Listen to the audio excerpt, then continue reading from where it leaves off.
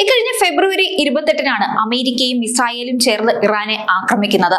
പ്രത്യാക്രമണം എന്നോളം അമേരിക്കയുടെ സൈനിക താവളങ്ങളുള്ള GCC രാജ്യങ്ങളെ ഇറാൻ തിരിച്ചാക്രമിച്ചു.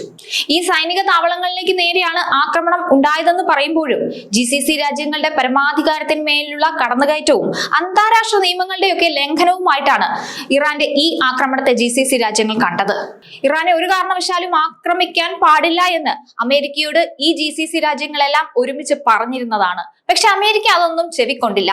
എന്തായാലും അമേരിക്കയും ഇസ്രായേലും ചേർന്ന് ഇറാനെ ആക്രമിച്ചപ്പോ ഇറാന്റെ പരമോന്നത നേതാവ് ആയത്തുള്ള അലി ഖമേനി കൊല്ലപ്പെട്ടു. നമുക്കറിയാം, ഇറാന്റെ പരമോന്നത നേതാവാണ് ആയത്തുള്ള അലി ഖമേനി.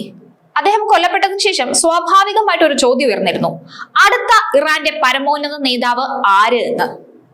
എന്നാൽ ആ ചോദ്യത്തിനുള്ള ഉത്തരം ഇപ്പോൾ ലഭിച്ചു കഴിഞ്ഞു. ഇറാന്റെ ഇപ്പോഴത്തെ പരമോന്നത നേതാവായിട്ട് എത്തിയത് ആയത്തുള്ള അലി ഖമേനിയുടെ രണ്ടാമത്തെ പുത്രനായ മൊജ്തബ ഖമേനിയാണ്.